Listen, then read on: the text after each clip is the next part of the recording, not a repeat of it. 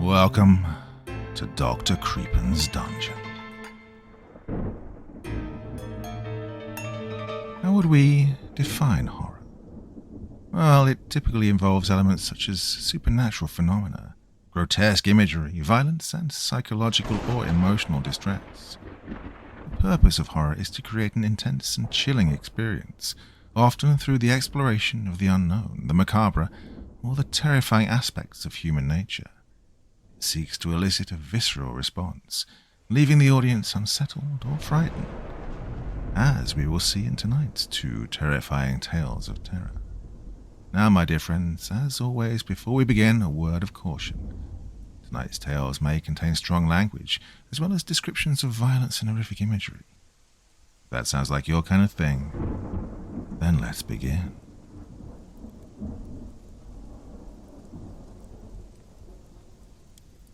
Children ought not to wander in the light of the crimson moon, for it's in the gloam of the sanguine sky that the hounds of hell roam the shadows, hunting for innocent and lost souls on which to feast their fetid maw. Mother often spoke that ominous warning to my brother, Kalen, when we were growing up. Even though it sent a chill down my spine to hear the words, I never really knew what she meant by it. Every few years, when the time of the red skies came, there were never any signs of skulking demonic beasts seeking to scoop us up. On the contrary, Mother and Father held fantastic parties. Several of the grown-ups from our church would come, dressed in the finest suits and the most beautiful gowns. They would dance and sing, laugh and drink brandy. Nasty stuffed brandy. A boy from our church dared me to drink a sip a few years back, and I spat it out almost immediately. This year it was decided that Kalen was too big for Mother to carry around all night. As such, he became my responsibility. I was to watch him and take care of him, while the grown-ups attended the party. The night drawled onwards, music ringing out from the parlor and filling the house with an air of otherworldly enchantment. My brother and I, along with 4 other children, stayed in the basement and entertained ourselves with games and told rhymes around Kalen's zoetrope. It was around 3 hours past midnight when the garnet moon was painting the sky into its deepest burning shades that we all began to separate and grow tired of each other's company. Kalen and I had gone off by ourselves to a secret play area we'd previously established in the storeroom by the kitchen. Here I idly toyed with my collection of marbles while Kalen watched absent-mindedly from atop a wooden crate in front of the lone, plain window. Windows were in every way off-limits during the cycle of the red moon. The more public rooms of our home were blocked off with lovely silken sheets that mimicked the hues of the sky outside. Under no circumstances was one to even catch a glimpse of the night outside. This was another rule that I never fully understood and saw no real harm in letting my puerile sibling violate. And so, I resolved to share a special moment of secret rebellion with Kalen, where we could peek out at the vermilion horizon and take in sights we were never meant to see. "Puppy!" Kalen cooed excitedly, and suddenly, startling me out of the near-hypnotic allure of the city beyond our window. I quickly scanned the area for the pup that had drawn my young sibling's attention, but saw nothing. I assumed he'd spied one of the wild mutts that occasionally wander into town after dark in search of food. I excused myself to the restroom after trying in vain to coerce the 4-year-old to accompany me. How much trouble can one toddler get into inside a small pantry? I convinced myself, and with that I made my way out down the hall to relieve myself. It was only while washing up after that a strange sense of creeping anxiety took a hold of me. I quickly made my way back to the pantry, telling myself along the way that I'd had enough of tonight's celebration, and it was high time Kalen and I had gone to bed. When I opened the door to the pantry, my heart plummeted and sent waves of cold terror coursing through me. Kalen was precisely where I'd left him, standing on the old crate, gazing out through the window, which was now raised to its fully open position. But it was what stood beyond the window, gazing back at him, that had stolen my senses and frozen me in an icy panic. Just outside the wide portal lurched a massive beast. It was covered in matted, greasy black fur, and its long, snouted face resembled that of a hound or a wolf. The window stood around 2 meters up from the floor, and was itself around that height. The dog-like thing slouched severely on its hind legs, and must have stood more than 4 meters tall when fully upright. The thing's long, sinewy forelimbs hung down, and seemed to almost reach the ground. Worst of all were the beast's eyes. Milky grey and seemingly long dead, they stared vacuously at my brother. The thing seemed to sway softly as it eyed Kalen, and to my horror its drooling, filthy maw had twisted into what I could only describe as a sick, malicious grin. I stared, paralyzed in pure terror, for what seemed like hours. Before I knew it, however, reality caught up with me in a crashing, torrential tidal wave of pure terror. With a blinding speed, the thing snapped forward and caught Kalen between his small neck and shoulders with its massive jaws and ripped him through the window and out into the night. Shaken from my delirium, I raced to save him, but could not cross the distance in time. In an instant, the small, screaming child and his hulking, bestial captor had disappeared into the dense alleyways beyond our house. I choked out a sob for my brother. He was my responsibility, and I had failed him. An inferno of pure hatred for the thing, and for my own failures, burned through my veins. Riding the adrenaline high, I raced blindly through the house. Before I'd fully realized my actions, I found myself marching out of my parents' master bedroom, father's flintlock in hand. It was when I passed the parlor on my way back to the window, where that thing had stolen my brother, that I paused. I'd heard Mother's inebriated laughter sounding out among the sounds of music, as well as the dull roar of her guests. I sighed solemnly. The adults would be of no help. Most of them, that I could see, could barely stand, let alone track a beast through the winding streets of town. If they even believed me to begin with, that is. Setting my jaw, I continued back to the pantry and, after only a moment's hesitation, climbed out of the window and into the cobblestone alley beyond. Looking around, I shuddered. The sound of my footsteps reverberating off of the cold stone wall sent anxiety's cold fingers tickling up my spine. I saw, to my dismay, a well-defined trail of Kalen's blood spattering off into the distance. My grip on the pistol tightened, and I followed the dog-like thing's trail. I would get my brother back, I thought, and if not, I would kill the abomination that took him from me. Even if doing it, and also doing it alone, meant that I might not come back. The twisting alleys and paths of the town felt ever more labyrinthian in the ruby glow of that sickeningly sinister blood moon. Shadows loomed long, threatening to swallow me into their outstretched grasp. With every sharp angle, my heart beat faster, anticipating that horrid, mongrel beast to leap out and claim me like it had Kalen.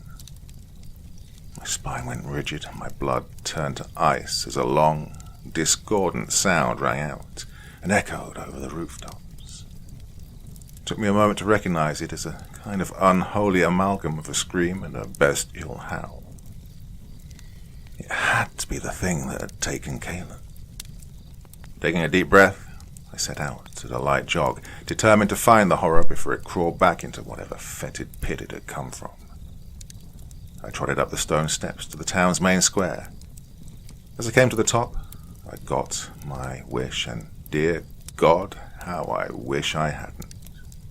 The dog-like thing was there, its back to me. I could see the sickly, mangy flesh running up its spine. Hair, or I suppose fur, clustered itself in matted bunches and glinted wet in the red lunar light. I could see now that its legs were as unnaturally long as its arms had been when I'd first laid eyes on it. It was hunched over someone, and its gangling limbs lurched out at awkward angles so as to bring its face low.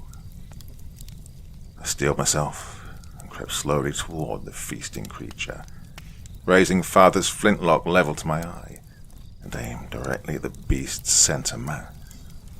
As I neared, the thing seemed to jerk its canine face to the side, letting out a kind of mucusy hacking, as if some thick ichor were caught in its throat. With its head pulled away, I could see just who it had been gorging itself on. Kaelin's pale face, frozen in a mix of agony and horror, gazed at me from beneath the crouching giant.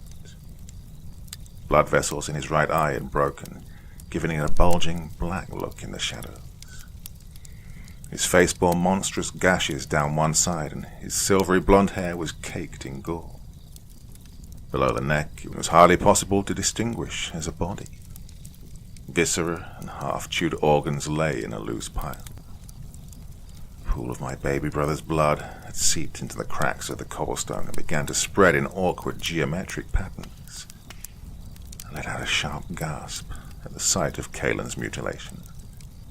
Immediately, the greasy, dog-like creature's long ears perked up, and its head snapped impossibly fast to face me. The creature's maw curled into that same sickening grin I'd seen before it had taken Kaelin, and its body slowly shifted in my direction. From deep within its throat, a guttural, almost chuckling sound crept out and wove tendrils of chilling fear throughout my being. I cocked the hammer of Father's flintlock and desperately tried to steady my tremorous hands. The dog-like beast reared up on its hind legs and stood to its full height, its spine and joints letting out a stomach-churning series of cracks and snaps. It turned its head to gaze at the crimson moon and inhaled deeply, the pustule-ridden, greasy skin of its underbelly expanding and splitting in places as it filled its lungs. The thing returned its gaze to my frozen form and unleashed a terrible roar, whose sound was only made worse by the reverberations off of the stone walls and pathways of the square. The sound wormed its way deep inside my skull, threatening to shred my eardrums with the same voracity and savagery that the beast itself had torn into Kaelin.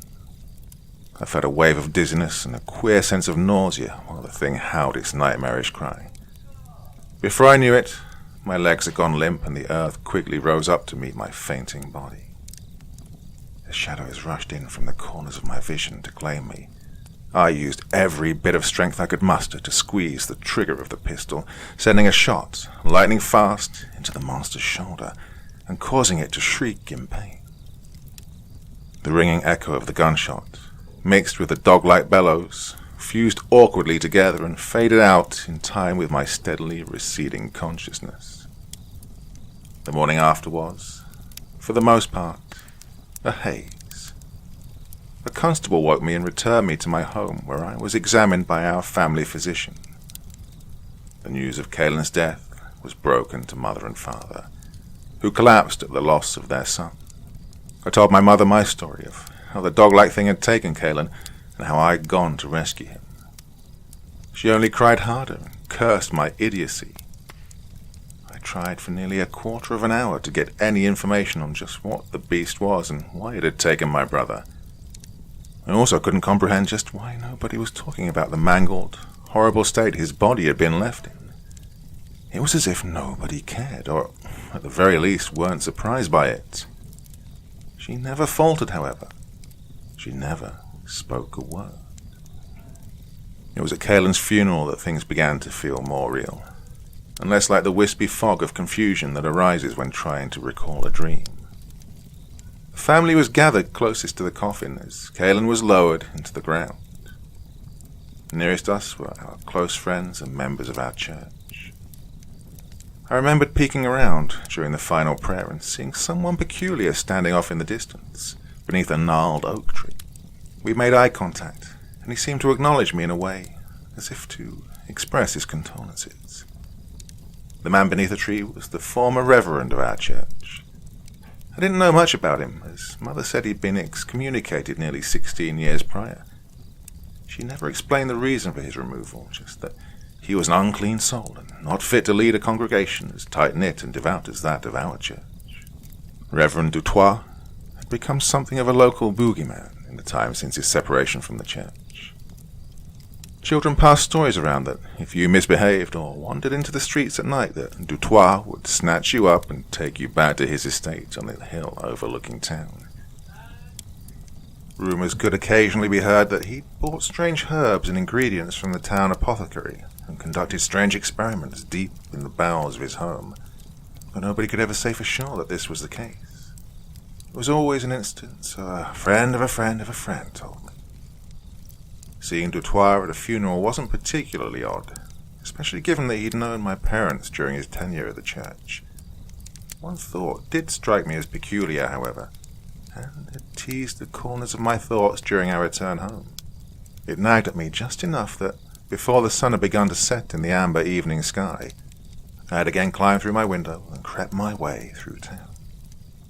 As I stood at the base of the hill, atop which Dutoit's decrepit old estate rested, eyeing the torn, twisted state of the front gate, was only more certain of my suspicions. When I'd eyed the aged man at the cemetery, his right arm and shoulder had been wrapped in a sling, the same arm that I'd shot the beast in. As if to cement my growing hunch further, the bandage fabric was noticeably stained a deep red tinge. Of course. That's why he'd been removed from the church and why the townspeople vilified him. That's what Mother meant when she called him unclean. Dutoit was the dog-like thing that took my brother away from me. Whatever rituals he practiced, whatever experiments he was attempting, I would make him face justice for what he'd done.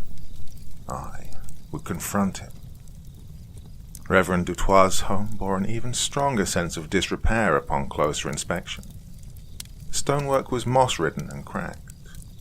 The wood of the front porch appeared dry and skeletal, as though it could crumble to dust and ash at any moment. The windows, however, were fitted with thick iron bars that felt starkly dissimilar to the rest of the ancient structure. I circled the outside, wanting to ensure an inconspicuous point of entry in order to catch the vile man-beast off guard. As luck would have it, a small, almost child-sized window in the structure's basement stuck out around the back of the house and was unguarded by the thick wrought iron of the other portholes. Sharp, weedy grass poked and cut at my arms as I tried to force the window open. Despite my pulling, however, the glass would not come free. In frustration, I struck out at the window pane, resolving to shatter it and forego my element of surprise. To my horror, the window did not shatter, but instead collapsed inward, my forward momentum pulling me down into the hazy shadows below. I cascaded down, further than I'd anticipated the cellar to be, and crashed hard onto an old wooden table, splintering it into two with the force of my impact. My head rang out, and my body cried in agony. I'd landed awkwardly on my wrist and felt a sharp snapping as my weight collapsed on top of it. I tried desperately to subdue my cries of pain, but to no avail. Surely the Reverend had heard the clatter and would find himself upon me any minute. The thought of being discovered by the wretched holy man fueled my body with an adrenal intensity, forcing me to my feet and to stagger my way toward any kind of exit. Feeling around in the murk, I eventually came upon a thick iron door. I leaned against the cold metal and tried to catch my breath before continuing, only to be met with a sound that set my teeth on edge. The sound of a woman's soft sobbing. I listened intently for a moment, and yes, I could clearly hear a quiet whimper coming from the room beyond the thick metal door. I felt around blindly for a handle and pulled hard. The door rattled noisily in its frame. It had been barred from the outside. Fumbling frantically, I removed the heavy wooden door jamb and pulled once more. The hinges groaned in protest before giving away, and the heavy metal cried awfully as it slid against the old stone floor. I'd completely forgotten about being noiseless, and was almost entranced by the weeping woman. When the door was open wide enough for me to fit through, I slipped inside and felt my stomach drop with such force that I had to lean back on the frame to steady myself. The room was dimly lit by a lantern sitting on a table to my immediate left. The surface was also riddled with glass phials of varying sizes, each containing different liquids. In the dull light I could see that most appeared thick and viscous, and no two were the same colour. There were surgical utensils as well, rusted scalpels, blades, and hypodermic needles making up most of them. There were books opened at seemingly random pages, depicting intricate and complicated-looking formulae. In the centre of the room, a large medical table was covered in sheets that were stained with what appeared to be large, dark splotches. The floor surrounding the table was spattered with dried blood. Beyond the table, bound by large shackles at her wrists and ankles, was a young woman, a teenager. Her auburn hair hung down into her face and looked as though it hadn't been cut in years. She was wearing a dingy nightgown that I was sure had been white long ago, but had now been ruined with grime, sweat, and other bodily filth. Her skin had been rubbed raw where the shackles gripped her, indicating that she'd been imprisoned here for quite some time. The exposed flesh looked sickly and infected, dotted by small pustules that seemed to weep a foul ichor if she moved too rapidly. As her head drifted wearily to her left side, I could see a distinct and fresh wound that turned my blood to ice. Between her breast and collarbone was a deep, circular lesion surrounded by blackening, bruised flesh. This girl had been the victim of a gunshot. I swallowed hard and the girl looked up at me. Her eyes were sunken. Small trails of blood trickled from her tear ducts. Her pupils had collapsed, giving her eyes an inhuman and animalistic look, only accented by the bulging blood vessels in her sclera. The pale skin of her face seemed to be stretched thin over her skull. She looked like she hadn't eaten a decent meal in weeks. I expected her to be relieved that seeing someone who could help would start her begging me to free her, but she only glared at me with a feral intensity. When I reached out to her and tried to speak, she flew into a rage and began screaming an unholy, awful sound. She flailed her arms and kicked her legs, rattling her chains violently. I felt my knees go weak and found myself crawling backwards on the floor in abject horror. Her frenzied cries and wild behavior was made 1,000,000 times worse by the fact that her bonds seemed to be giving away, if ever so slightly. I began to scramble for the door. I wanted nothing more than to leave that cursed place, that horrible young woman, and be home, safe in my bed.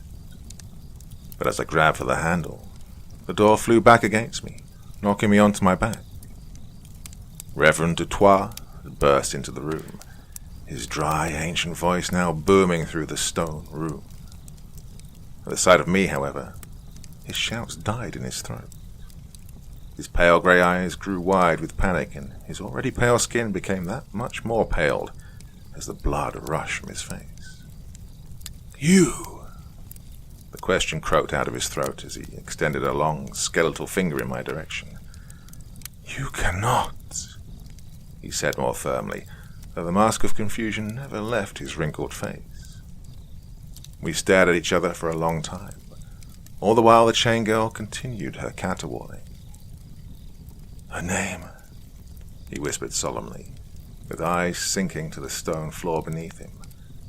"Her name is Koleta. She is my daughter. I know she hurt that young boy," he said, pausing. "He was not the first. I know she would have hurt you as well had you not fired on her." The man raised his gaze to stare at the auburn-haired girl, and tears welled in his aged eyes. "She doesn't mean to hurt, my Koleta," he said. "She's sick, you see. Plague runs in her blood. Cursed she is. I've tried for years to help her to take the sickness away, but with every blood moon, she gets harder and harder to control." The man slowly removed an overcoat, again revealing his bandaged arm, and winced noticeably as he undid the wrapping. His arm had been gouged in 3 deep, rough slashes that could only have been made by very sharp teeth or claws. The wounds oozed a trail of milky pus as he moved. They were clearly infected, and judging by the tentacling black veins beneath his thin skin, I didn't think he had much of a chance of surviving. Dutoit stepped over me, his long legs swinging silently as he did, and made his way to the chained, wild form of Koleta. She screamed and roared at him, gnashing her teeth and sending a spray of spittle across her father's face. He cupped her cheek, being careful not to lose a finger in the process, and started humming softly to her. It was a tune I recognized vaguely, though to place it proved impossible. Koleta's fit steadily calmed as he sang, until her head drooped low and her body relaxed. He kissed her softly on the forehead and whispered something indistinct into her ear. After wiping the tears from his eyes, he turned again to face me. He walked softly toward me and extended a hand to help me from the floor. "Come," he said. "Let me make you some tea and we can get you back to your parents, no worse for wear." With that, he strolled calmly past me and into the cellar beyond. I did not follow. I reached out to the warped work table and firmly grasped a jagged, rusty scalpel. The Reverend stopped just beyond the large iron door, and a cold stillness engulfed the air between us. I saw him draw in a shuddering breath and quietly plead, "Don't." My blood burned hot as it pumped powerfully through my veins. I knew what I had to do. I'd come here to confront the thing that killed Kaelin. And here she was, bound and waiting, being protected by only a frail old man. Time seemed to slow, and I pivoted on my heels, breaking for the dog thing this man called Koleta. The Reverend barely had time to turn around before I cleared the distance and drew the blade across the girl's throat. Dutoit's screams echoed around me and almost seemed to drown out the sound of a single gunshot. Shocked, I looked back at the ancient man as my brain tried to make sense of what had happened. He stood in the doorway, tears pouring down his face. In his left hand was an old flintlock pistol, smoke dancing eerily from the barrel, a barrel which had been pointed straight at me. I looked down and saw a steady stream of beautiful crimson pouring from my abdomen. I returned my gaze to the Reverend before collapsing to the floor. My body felt cold as the life began to drain from me. There wasn't any pain, just a rapidly encroaching chill, unlike anything I'd ever felt before. My vision seemed to tunnel in on itself, until I locked eyes with the fading light of Koleta. There was little expression to be gleaned from those amber pearls, but I thought I could detect a kind of peace in those inhuman, collapsed pupils of hers. As the darkness closed around me, I swore I saw the faintest hint of a contented smile across her lips. I don't know exactly what transpired after I'd lost consciousness. When I woke up the next day in the town surgery, people didn't want to say much and mostly just told me to rest. From what I was able to drag out of a nurse and a few others that had stopped in to check on me, Dutoit's gunshot and screaming had drawn the attention of a local vendor who was attempting to call on the Reverend, which had sent him running into town and raising an alarm with anyone he could find. Townsfolk stormed the house and discovered Dutoit cradling the now freed body of Koleta, and had found me bleeding out on the floor. When they tried to pry him off the girl's body, he fought back violently with the same scalpel I'd used to rend her throat. In the ensuing struggle, Dutoit was overpowered and killed. His mournful cries, I was told, echoed in each man's head like a dying curse before he finally succumbed to his wounds. The house and all traces of its unholy secret were burned to the ground after that. People asked me what business I had in that house, and why the Reverend saw fit to end my life. But I said nothing. My silence was chalked up to shock brought on by the traumatic experience. No one questioned me about the girl with the open hair. She was just treated as an unspoken detail, and that was all there was to it. As for me, the bullet had done minimal damage. The surgeon said that the shot was 1 in a million, missing vital organs and sparing me from nerve and spinal damage. I made a full recovery, in time. But when it rains, or when I stop to think about it too much, the old wound cries out, refusing to be forgotten. I still think about Kalen, of course. It pains me to know that he'll never get to grow up. Instead, I try to live my life in honor of the boy. I spend as much time as I can trying new things, even those that frighten me, because I know Kalen will never get to. I can cherish the memories for the both of us. I still don't fully understand the reasons behind what happened. Perhaps it's better that way. The thing that took him away from me was gone, burned to ash and buried beneath a mound of rubble, destined to be forgotten. Breaking news. Manscaped now has beard products available in your country. That's right.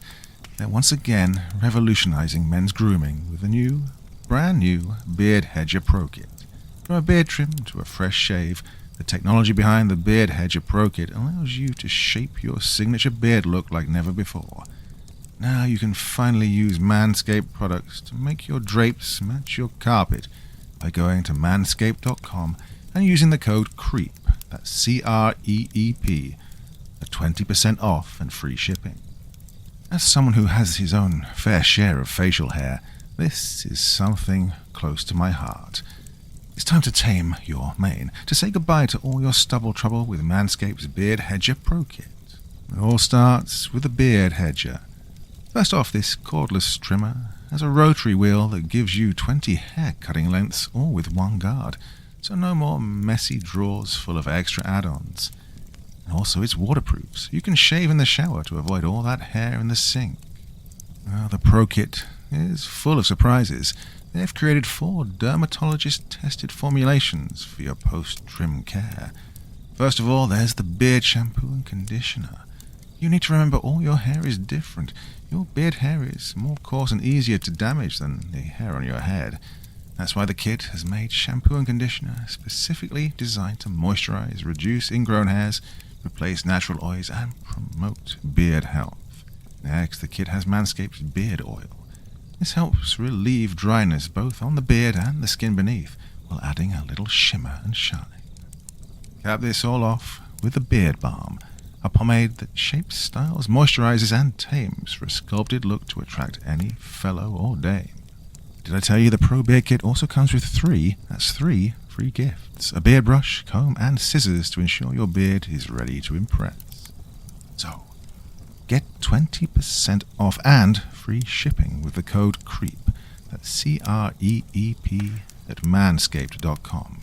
Yes, that's 20% off with free shipping at manscaped.com, and use the code CREEP. Manscaped Beard Hedger. 1 stroke, 1 guard, 20 length.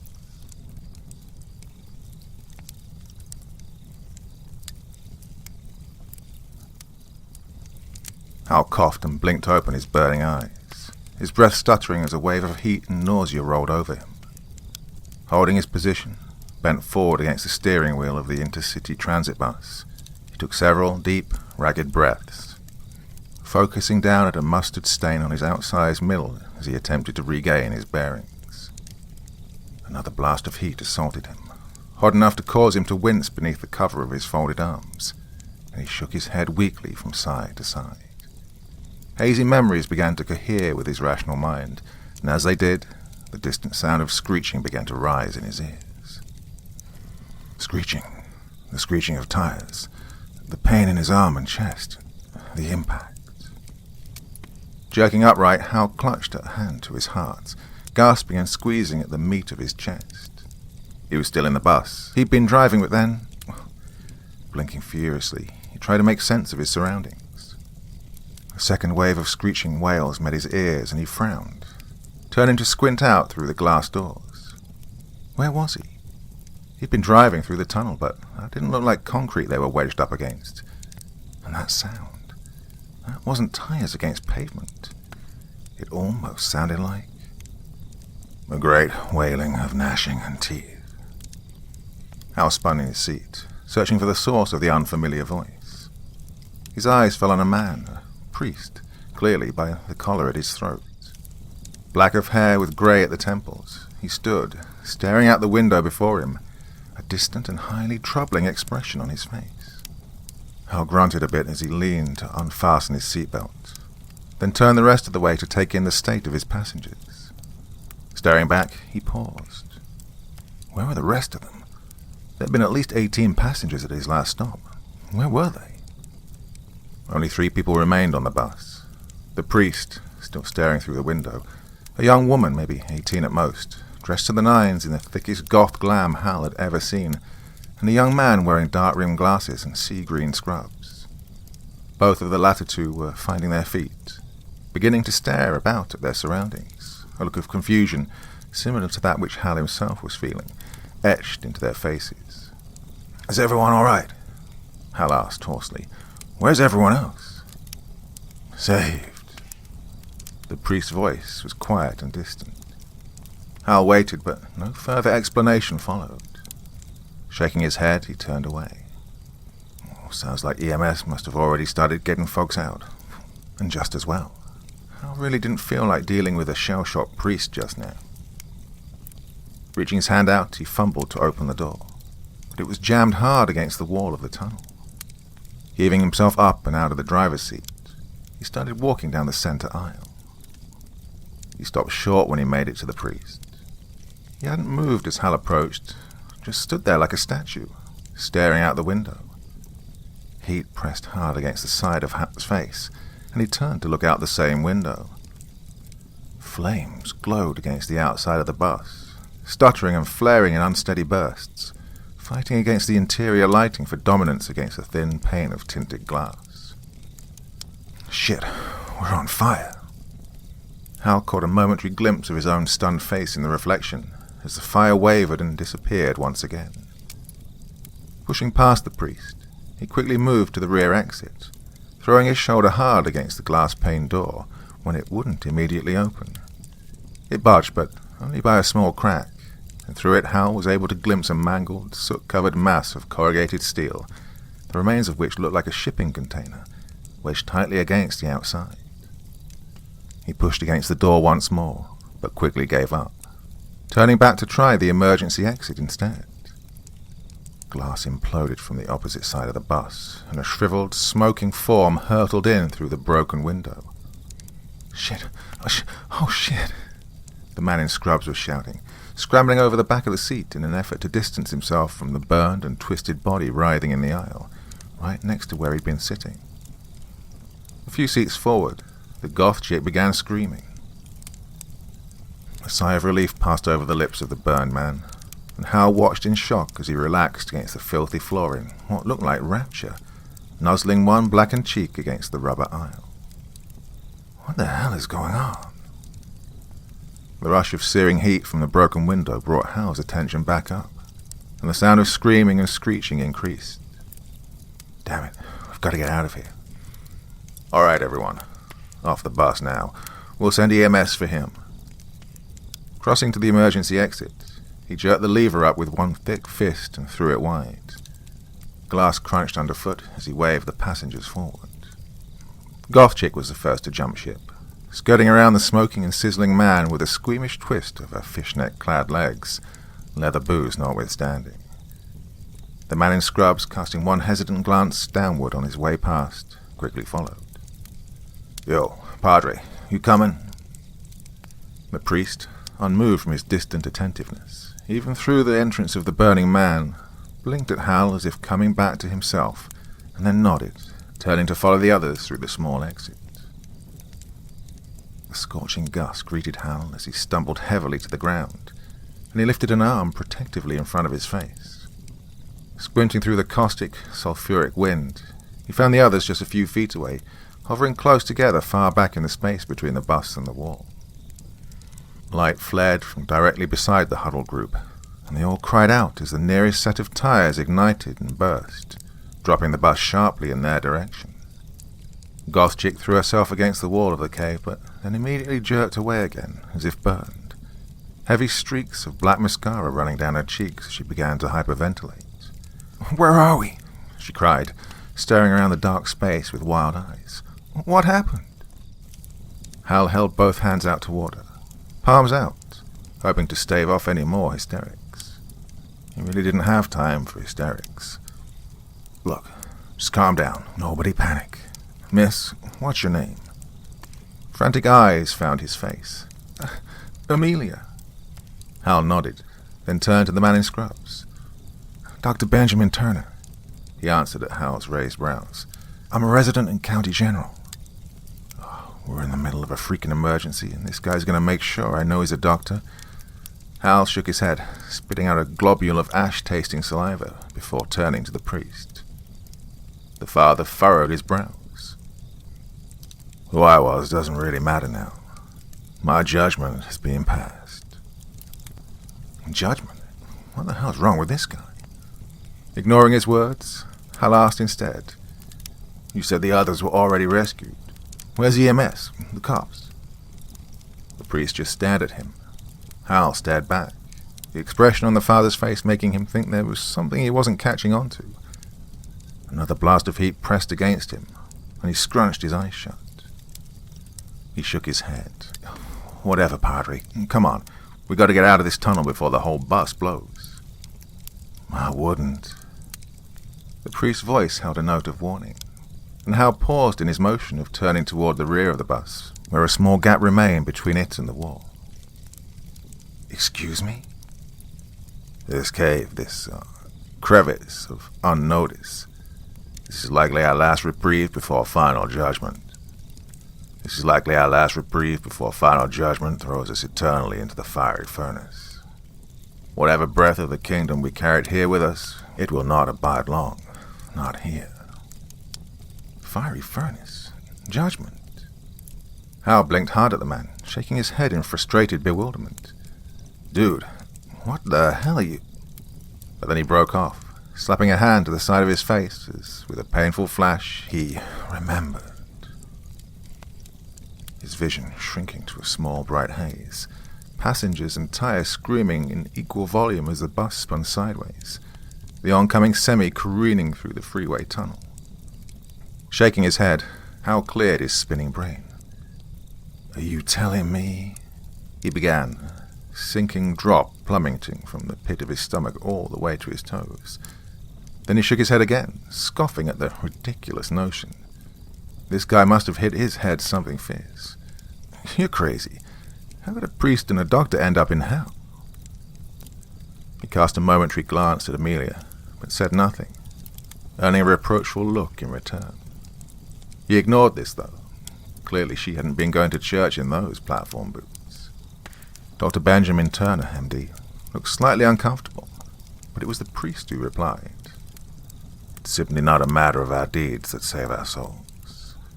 Then he took a ragged breath, staring out past the rear of the bus at the dim glow of the light filtering in.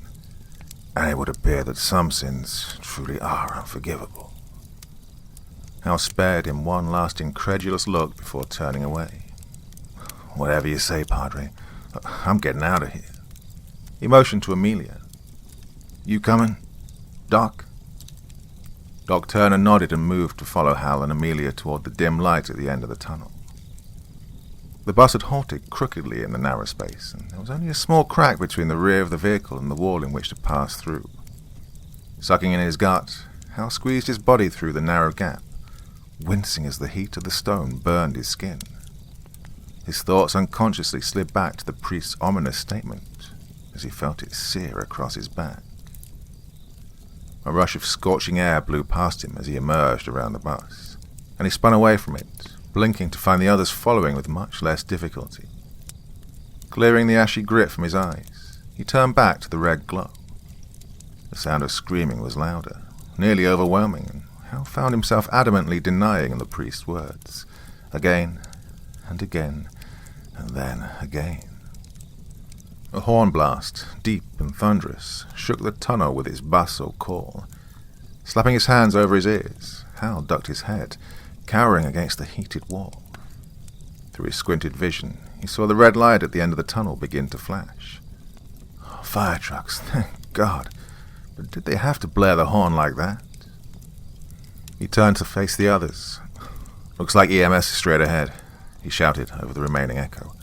Likely thought it was too dangerous to enter the tunnel or something. That would do it right. They were worried about the integrity of the tunnel, so they didn't drive the vehicles in. He choked and coughed on another lungful of caustic smoke, surprised at the worry he felt when he realized it didn't smell like diesel fumes. A tendril of flame shot up the wall to his right, and he shied away. Amelia peeled her hands away from her ears. "Something's not right," she whimpered, staring around at the confined space. "Look," Hal maintained. "You can see the flashes. They're less than 50 yards away." Doc Turner moved around her, staring at the mouth of the tunnel as he wiped his forearm across his face. A streak of black remained in its place. "No, she's right. I'm telling you," Hal argued, motioning to the light, now a dim, steady red again, and he hesitated. Not flashing. "Look at this place," the doc hissed through a choked cough. "Does it look like a traffic tunnel to you?" Hal stared at him, squinting against the caustic air, the smell of sulfur and hot iron thick in his nostrils. "Look." And as the young resident's arm shot around in a frustrated attempt at illustration, Hal looked. Really looked. He blinked through the haze of the heat, searching the walls, the ceiling, the floors. Where were the lamps? No lines on the road. Those walls were made of stone, jagged and rocky, not concrete. Where the hell? But he stopped that thought dead in its tracks. "Look, doesn't matter where we are. We need to get out before the whole bus goes up in flames." Not waiting for an answer, Hal spun and began marching down the tunnel, skirting sporadic bursts of flames as he moved purposefully on, trying to ignore the rising sense of dread growing in his middle as the sound of cries and wails increased with every step, trying to keep his pace steady as the blistering wind blew with increasing fury against the exposed skin of his face and hands, trying not to think of the priest's words. But as he emerged through the mouth of the tunnel, all thoughts of denial or rescue or redemption left him. Towering walls of rock and flame extended out from either side of him in an endless stretch, curving around until they faded into the distance amid a rippling haze of smoke and heat. Slowly, his gaze followed the concave arc of jagged rock as it plummeted downward to form a fiery, gaping basin. Hell was a bowl. Hell was one giant, inescapable bowl filled with writhing bodies, all screaming and scrambling over each other in a bid to climb to the higher reaches. Hal followed the rise of the sloping walls, his eyes tracking the burning escarpments up to where they terminated, high above them, their peaks shrouded in a glowing black event horizon of brimming darkness. The darkness sucked at him, pulling at his clothes, his duty vest whipping the burning heat over his face until he was forced to turn away from the boundless expanse before him. A scream from right beside him caused him to jump, and he spun to find a body, crusted and blistered, climbing over the edge of the cliff at their feet. One smoking hand was clasped around Amelia's leather-clad ankle. She screamed again and kicked out at the body, breaking its grip and causing it to fall backward from where it had emerged. Shocked, Hal quickly stepped to the brink. Leaning cautiously out over the edge, he watched as it tumbled, crashing against rocks and other bodies in its descent. Those bodies joining the first to create a grotesque cascade plummet into the center of the fiery bowl, where they disappeared with agonal shrieks into a vast, burning lake. Hal stumbled backwards, tripping over his own feet in his haste to escape the precipice. Suddenly, the horn sounded again, and, in a panic, he ducked beneath the shelter of his arms, pressing his forearms hard against his ears when his hands overshot their goal. He felt a rumbling begin in the soles of his feet as the horrid blast reverberated over the increasing volume of cries and screams. As he looked up, his frantic gaze sweeping the ledge, torrents of writhing bodies burst from the walls in all directions, flowing over each other in a macabre river of flesh, oozing from cracks and crevices as if the walls themselves were bleeding. Hal flung himself backward into the passage right as the bodies began tumbling over the mouth of the tunnel in a sickening waterfall of limbs and twisted faces. The heavy, repetitive sound of flesh smacking into stone made Hal's gorge rise, and he backed away, deeper into the darkness to find the others already there, all three of them, including the priest. The father simply stared out at the gruesome river of fire and flesh, a grim acceptance in his features as he began to edge forward. "Father!" Hal shouted, gagging, as fear-ridden nausea clamped his throat closed and his stomach heaved. "I am undeserving of that title," the priest answered sadly, waiting for the cascade of bodies to ebb before moving closer to the lip of the cliff and staring down toward the lake of roiling fire. Hal coughed and gagged again, shielding his face with a forearm as a blast of heat smelling of brimstone and burning corpses rose up from the depths below. "Father, get back!" But the priest kept inching forward, eyeing the lake with a terrible intensity. "The fire already glows harder. If I command myself now, before the torment truly begins, will I meet oblivion? If I seek my second death rather than flee it, will it still be eternal fire that awaits me?" Hal watched in horror as the priest inched a toe over the edge. Perhaps it was simple instinct that caught at the man, for Hal truly believed in that moment that the priest was about to commit to that second, irreversible step. But instead he stumbled, wheeling an arm out behind him to catch his balance before he could slip fully over the edge. Amelia, eyes wild, darted forward and grabbed the back of his jacket. "What are you doing?" she cried, clutching at his sleeve, pulling him back toward the mouth of the tunnel where he'd stumbled and fell against the inside wall. He was breathing heavily, but there were deep furrows in the center of his forehead. He didn't seem capable of answering her, though. He just sat there, staring out at the infinite space, listening to the cries and struggles of the multitude, now once again climbing up the fiery walls. "We need to get back to the bus." Hal looked around. It was the doctor who'd spoken. "What?" "The bus. Didn't you hear what the priest said before? He knew where we were the moment he came to. We weren't getting burned back there. We need to go back." Sure enough, Hal could see the skin on Doc Turner's face beginning to redden and chap from the blistering wind that was a constant plague here outside the tunnel. Nodding, Hal heaved himself up and staggered after the others, back toward the bus. He collapsed against the tires when they finally reached their goal. Had it been so hot here before? He was breathing heavily, gasping against the rawness of the heat, tears cutting path through the soot and smoke on his face as they leaked unbidden from the corners of his stinging eyes. Hal wiped a hand across his face, absently surprised when his fingers didn't come away, dripping with sweat and tears. The heat had cooked the moisture right off the surface of his skin. Suddenly he remembered what had befallen the last set of tires, and he quickly pushed himself away, moving instead to the open emergency exit door. "Jesus Christ!" Hal leapt back, clutching a hand to his heart as he met the raw and blackened gaze of the burned man. He sat crouched in the opening of the small door, blocking Hal's way and grinning down at him with a lipless leer. "Not anymore," he rasped. "But once, yes." The priest shuffled near, peering around Hal as he blocked the heat from a nearby burst of flame with his sleeve. "Blasphemy!" The tormented soul chortled in low, gravelly tones. "Oh, yeah, plenty of that around here as well." "Ignore his words. He's one of the damned." "And here, too, you stand, priest, unworthy servant." Hal felt another wave of nausea rise up when a globule of flesh ripped away from the body's half-formed lips as he spat out his words. The doctor suddenly looked as sick as Hal felt, but Amelia was staring at the creature with a look of morbid fascination, perhaps a similar fascination as what landed her here in the first place. "Who are you?" she asked, inching closer, her voice just audible over the rush of flame and wind.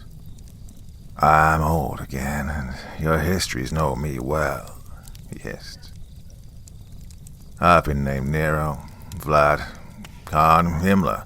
I've ruled you, conquered you, taught you and enlightened you. I've been your king, your council. I've even been your pope." The priest curled his lip at this last one, but did not speak. Amun, you may call me, as that is how I lived first. Amun, Amelia echoed. But then Doc Turner pushed his way forward, causing Amelia to stumble even closer to the burned man. You've been all these people. You've gotten out? Suddenly Hal was paying very close attention. The soul crooned. Oh yes, there is a way out. But then he struck like a snake, darting his hand out and catching Amelia by the throat, jerking her close. Hal and the others leapt forward, but they were brought up short by Amelia's terrified squeak when the charred fingers abruptly tightened their hold. Amelia was squirming and whimpering, but Hal's gaze was drawn, transfixed, to the creature's hand and arm, where, in the manner of flames coruscating over burning wood, new flesh was beginning to ripple and bloom over the once scorched and peeling extremity. There is a way, Amun continued, inches from Amelia's shuddering face, tipping his head slightly as he took in her porcelain features.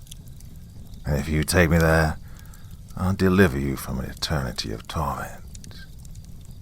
The grinning face moaned, and Hal watched in horror as a slender tongue slipped out and licked Amelia from neck to head. Part 2. She screamed as a streak of red blistered in the wake of his sadistic kiss.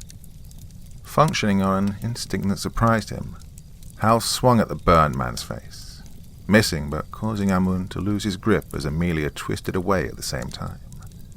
She dove to the side and hid, sobbing, behind the priest, who held one protective arm out in front of her. This thing is vile, twisted, Hal thought, backing up again. In contrast to Hal's abrupt retreat, Doc Turner pushed forward, moving farther in front of Amelia and the priest, though admittedly still keeping a safe distance away from the crouching figure of Amun. "Tell us how to get out," he demanded, a look of violent single-mindedness creasing his heat-stained face. Lips and tongue were fleshing out from where Amun had licked Amelia, and he seemed to be tasting her still as he spoke. "Descensus Christi ad inferos. I was here when Christ descended and delivered the righteous from their perpetuation in Sheol. I was here when the Son of Man touched the fiery ground of Hades, and where the light of the kingdom exists, the fires of hell cannot." Muscle and tissue were beginning to rope backward over face and arm, lending Amun features, fullness, and definitely lending him strength. He uncoiled from his crouch just inside the door, keeping his motions deliberate and measured as he lowered one leg to the ground. It hissed where his foot made contact, but Amun seemed not to notice, gradually rising to his full height, shoulders straight and back erect. I alone followed the wailing of the damned who were blinded by the image of that which is holy, singing for eternity, trapped in a paradox of light and darkness. "I'm with the Padre on this one," Hal announced, growing more wary by the second as Amun spoke. He shook his head, squinting against the sulphuric flames. "This guy's just trying to use us. Look what he just got from touching Amelia." "Oh, I most assuredly am going to use you," the burned man agreed shamelessly, one newly formed brow ridge lifting in an expression Hal couldn't quite read. "The torment of hell is a bit distracting, see, and climb can prove difficult whilst having the flesh burn from one's bones." Amelia, finally regaining herself a bit, peered around from behind the priest's sleeve. "Climb where?" Amun grinned at her. "To the ruins of Sheol, where the fires cannot touch. There dwells an entity who, if reached, will grant a soul one wish." "A wish?" Hal barked, not believing what he was hearing. "This isn't a fairy tale, you twisted piece of shit. This is goddamn hell. Oh God, this is hell. Which is why I require the likes of you fine specimens to see me to the top. And you need me as well. Only I know how to reach the ridge, but only those with the lingering aura of," he sniffed deeply, "life about them are capable of reaching it without succumbing to the fires and falling into the abyss. Once that, how did you put it, Father? Breath of kingdom? once that fully fades... He gave a low, mocking bow at this point, gesturing to himself as a whole. You'll be as bare to the fires of hell as all the rest. Hal exchanged a nervous glance with the other three, watching the decision solidify in their expressions as they studied each other, and then Amun. Only the priest seemed to still hold reservations. Nero, Himmler, you just expect us to allow you to pass back into the world unchecked? A sudden clarion horn blast interrupted the priest's ire, and Hal turned to see the red glow at the mouth of the tunnel begin flashing and flickering again. Not rescue lights, bodies. Bodies leaking from the walls of hell like an infection, their purulent flow coursing over the mouth of the tunnel in rapid, fleeting shadows cast from the light of hellfire beyond. Amun tipped his head in a motion of complete disinterest. This portal will only sleep for a brief time. Before long, it too will begin to flow again with the souls of the damned at the call of Charon's horn. What choice do you have? The priest's face hardened. There's always a choice. I'll take you, Doc Turner interrupted. I'll take you myself. Just get me out of here. The father turned his gaze on the doctor. You would visit that level of evil upon the world? The last time this demon warred the earth, he fueled the Holocaust. I don't want to burn. Amun gave a dark chuckle at the argument playing out before him. Do not fret, Father. I'm hardly a demon. Man is capable of enough without any help from the likes of demons. But my knowledge of the occult is unsurpassed. You will not make the journey without me. Our time here grows short. Climb or burn.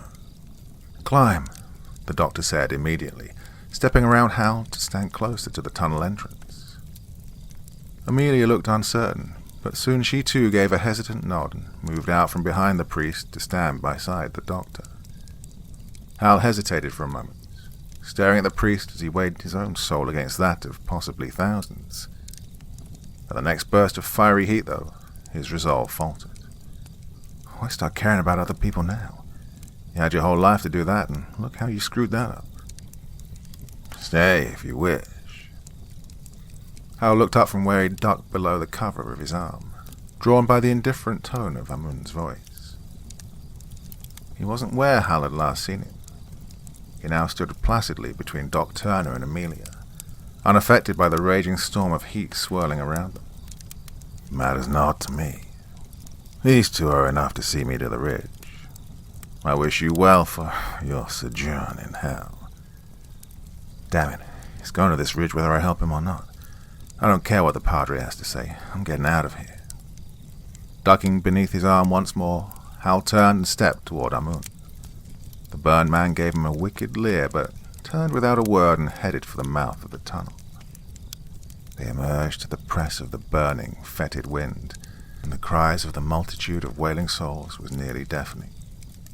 Amun hesitated as the full brunt of hell's sweeping blaze washed over him, the exposed muscle fibers above his blackened jaw flexing and bunching in a poorly disguised shudder. The way is treacherous, he began, his voice far rougher than it had been inside the tunnel, barely audible above the drone of screams. If you fall, there is no return from the lake of fire.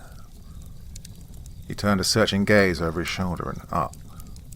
Taking a deep breath through the hole in his face where his nose should have been, he went on.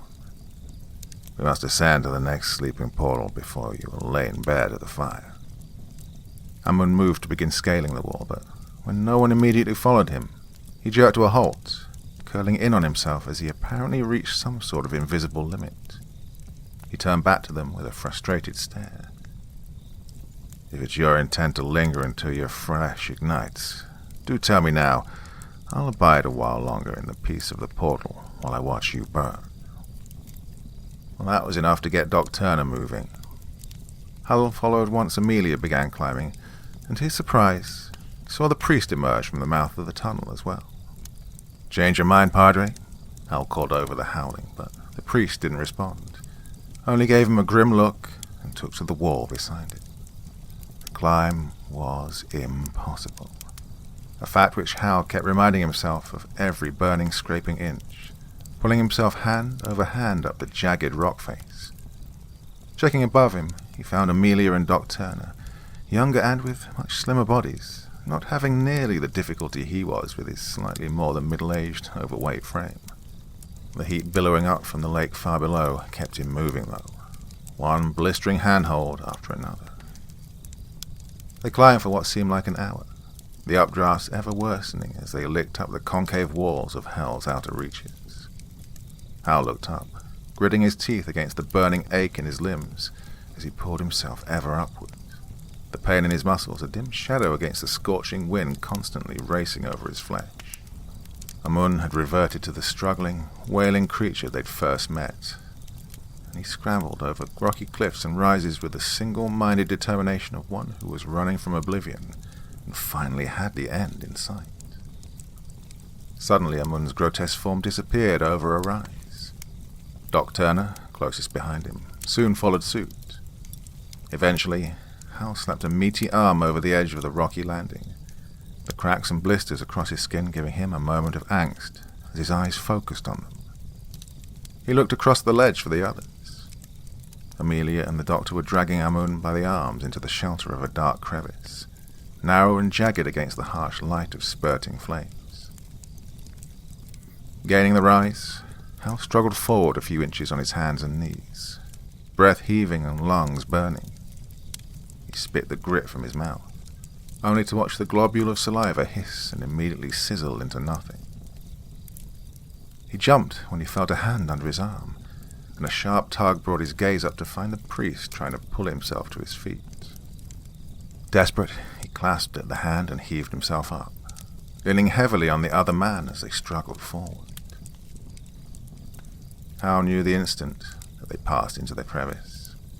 It was like a breath of cool spring air washing over him, and he suddenly realized just why Amun had been nuzzling the dirty rubber aisle mat when he'd first crashed upon them. It must have been bliss. Is this what just the memory of mortal life feels like to the damned?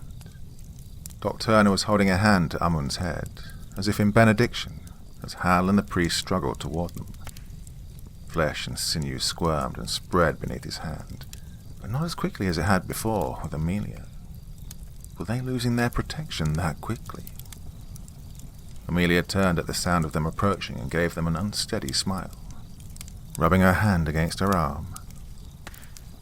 She asked, "Where are we?" "Hell," was Amun's immediate hoarse answer. Amelia took an impatient breath and kicked one of her heavy-booted feet. "Thanks, Sherlock. Why does it feel so nice here? Nice isn't supposed to be a part of Hell, I assume." "The gateways into Hell are eternal," he explained, bliss radiating from his voice as he continued lapping up energy from Doc's touch. "But just as with me, the residue of the mortal coil leaves its mark.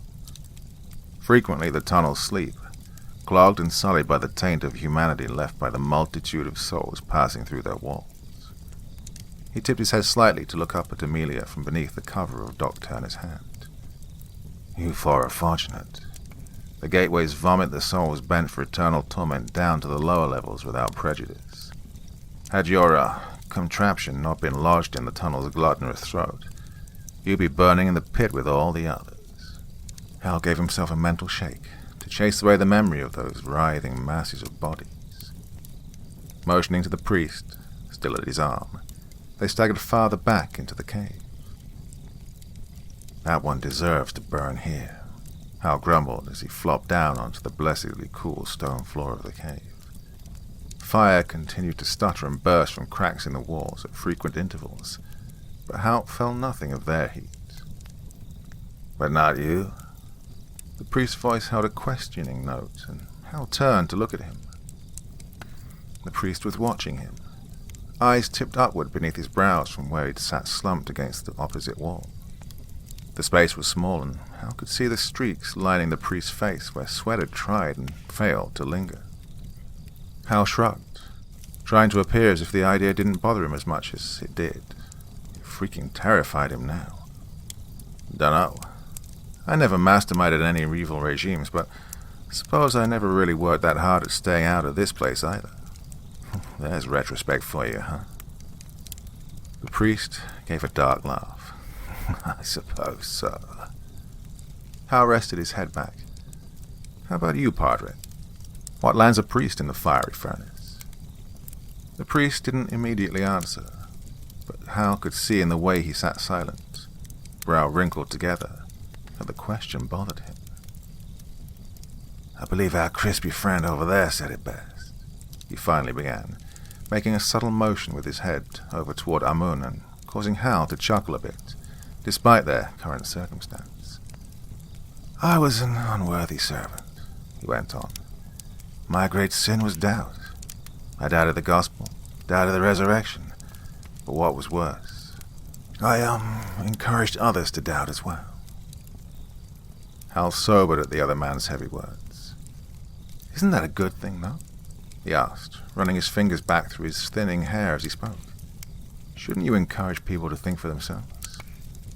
Perhaps, he agreed, his voice hesitant. A healthy amount of doubt from the average person can certainly strengthen one's beliefs.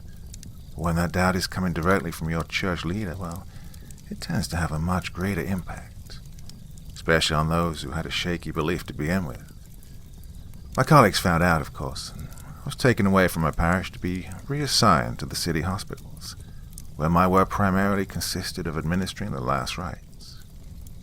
He gave a deep sigh then, the regret heavy in his voice. Oh, who knows how many souls I helped deliver to this place? Hal could only stare at the poor figure in front of him.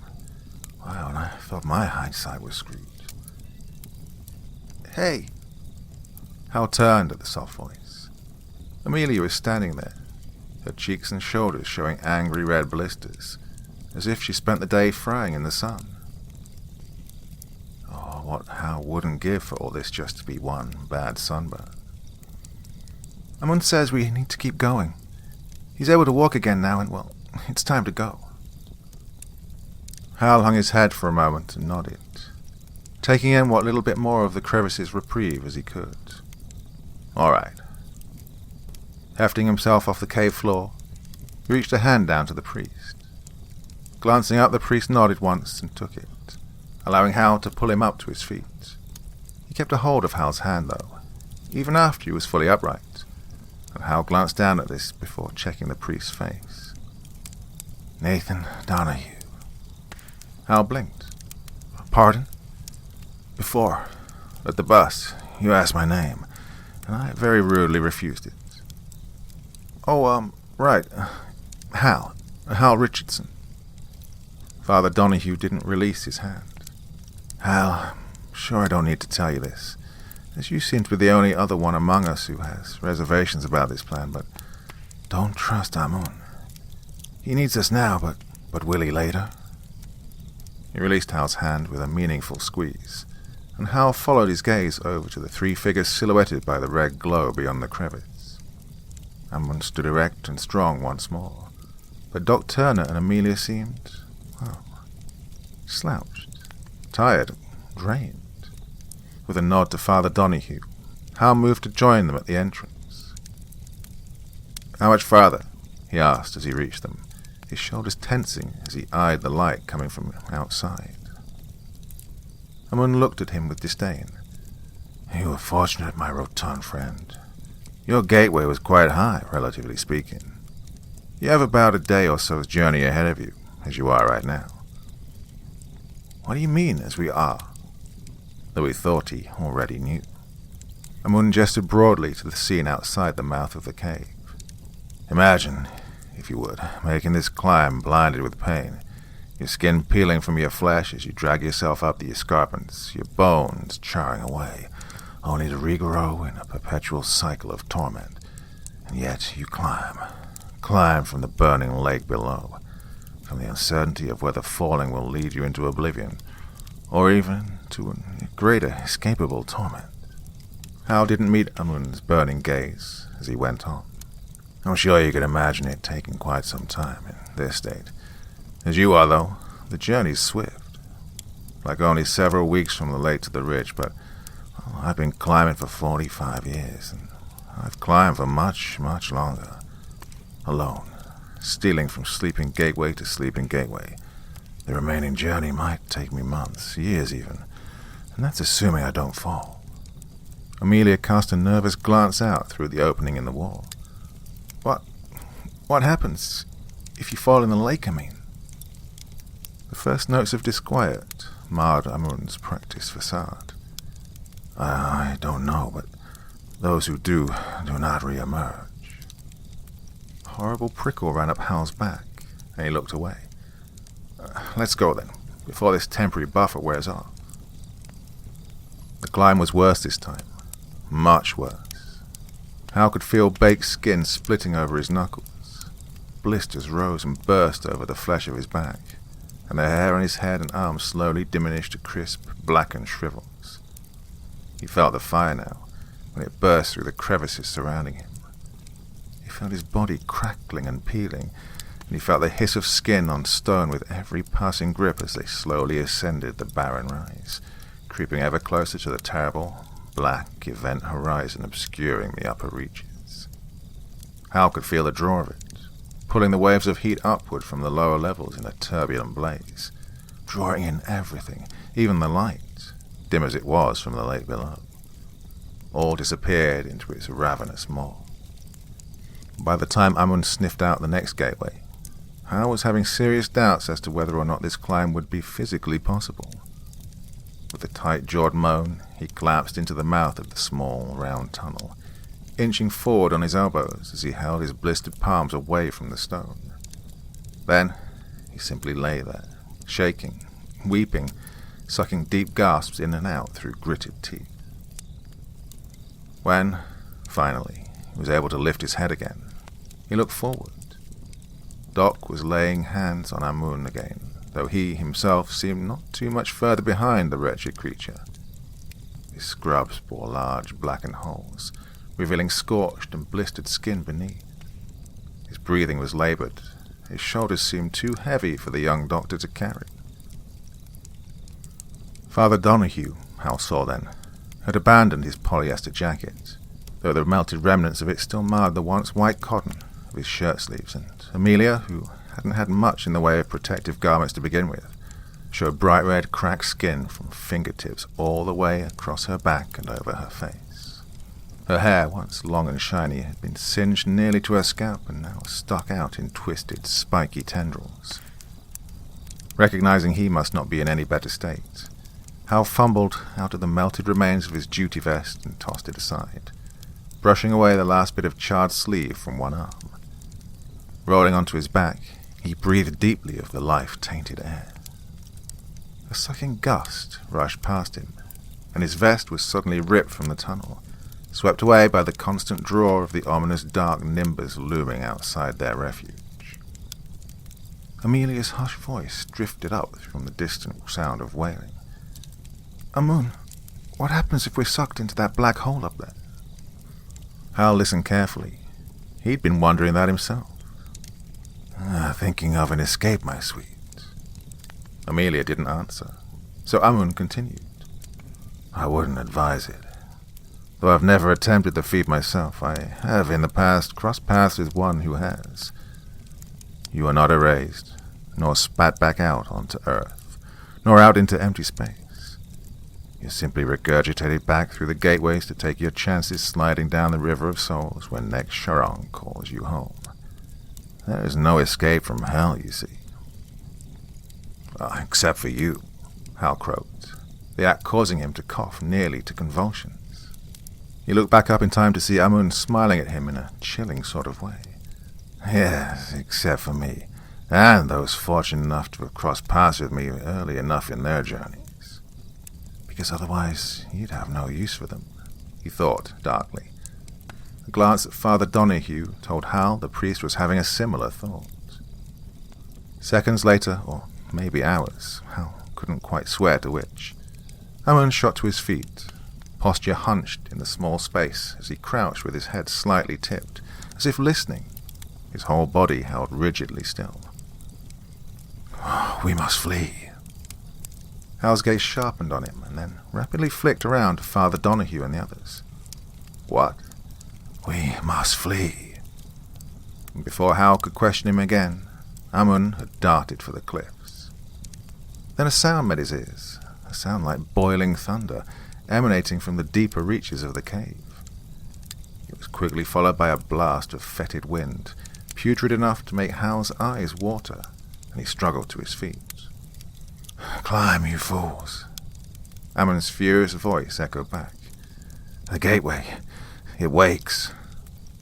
Realizing then what the horrible sound must be, Hal spun and scrambled toward the opening, desperately racing ahead of the wave he knew was sure to come.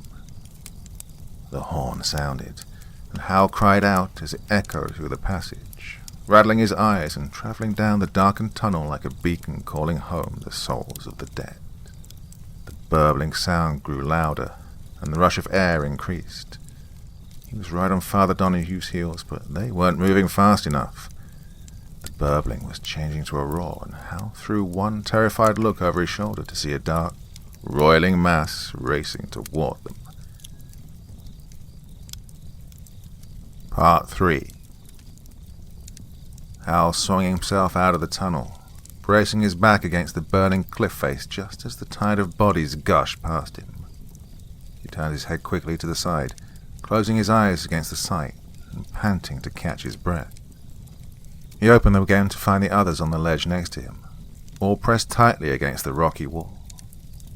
"We climb," came Amun's ragged voice from the opposite end of the group, "before the flow ebbs and someone tries to follow us." Hal was about to question why Amun didn't want anyone following them, but the heat was rapidly growing oppressive against his skin, and he simply ducked his head to follow. They climbed, resting when they could at the ever-decreasing frequency of sleeping gateways, their bodies becoming more and more susceptible to the debilitating press of burning wind as their journey progressed. Hal could only watch when Amelia began crying, screaming as a large rent burst open across her back. He watched too as Doc Turner slowly began losing ground until he was barely keeping up pace with Hal at the back of the group. And he watched all the troubled, dangerous glares directed at Amun from Father Donahue every time they gained a portal. Hal didn't know how long they'd been climbing when he began to hear the hauntingly out-of-place sound of singing superimposed over the distant cacophony of weeping and wailing. He imagined he must fully resemble one of those blackened souls from the depths by now, but that sound, that beautiful, chilling sound, renewed his struggle, and he pulled himself onward up the rocky cliff with strength and resolve. Amun too seemed to sense the end of his journey, and his blind scrambling increased, so much so that they climbed right past the gateway cave, the sweet cool breath of life issuing from it nearly enough to make Hal abandon the party and run cowering for the mouth. He stayed on Amun's tail, though, fortunately for Amun. They were nearly at the crest of the rise when Amun, wailing like one of the bodies from the edge of the lake, missed his grip. Hal saw him try to catch himself, but the skin on his palms, blackened and peeling from the searing rock, simply sloughed away beneath his grip, and with a cry like 1,000 screaming souls, he toppled backwards, flailing and reaching to his utter limit. Doc Turner reached for him but missed. Hal, though, shot his arm out just in time to catch the shrieking creature's ankle as he tumbled past. Hal gripped his rocky handhold with all his strength and heaved, rotating Amun's body around so it was lying against the rock face again. He could feel the crawling sensation of Amun's flesh growing beneath his hand as the creature leached off his touch. Gritting his teeth, Hal looked down. Amun was dangling limply in his grip, the strands of tendon and sinew worming out from Hal's palm in ropey bands as he held on. Suddenly, Amun's body contracted, knees bending and abdominals flexing, curling himself up like a snake as he reached a hand out for Hal's wrist. Amun's hand made contact with him, and Hal's vision went white. A girl wearing all black, with pink-tipped black pigtails on either side of her head, bounced up the steps of the bus. Two black-haired, black-clad teenage boys with dead eyes followed her in. They took seats only a short distance away from where Hal sat, for once not driving. She wore a silver cross around her neck, and Hal grunted a soft laugh at the sight. The girl saw and frowned in his direction. "You got a problem?" Hal raised his brows in innocent mockery. "No, it's just, shouldn't you be wearing a pentagram or a gold or something? Don't exactly strike me as a choir girl's all." The girl glanced down at her cross. "I can still be a Christian and dress like this," she said venomously. The boy seated across from her looked away and rolled his eyes, but not at him, Hal thought, but her. Hal shook his head, not wanting to argue or cause an argument either. He simply lifted his brows in mock humor and looked away. Whatever you say, sweetheart." Hal blinked as the blaze of heat returned and looked down to see Amun now reaching toward his shoulder. He felt raw bone grip his upper arm. Hal felt the shock rip through his body, and he gasped, unable to move. The jolt tore through him again, and he coughed, finally opening his eyes to the blinding glare of fluorescent lights. Another light, even brighter than the ones overhead, passed in and out of his vision. Pupils equal and reactive. Hal squinted and rolled his head to the side, the sound of measured beeping loud in his ears. A crucifix hovered before his vision, and he stared at it in puzzlement. Blinking, his gaze finally cleared to reveal the blurred image of a priest.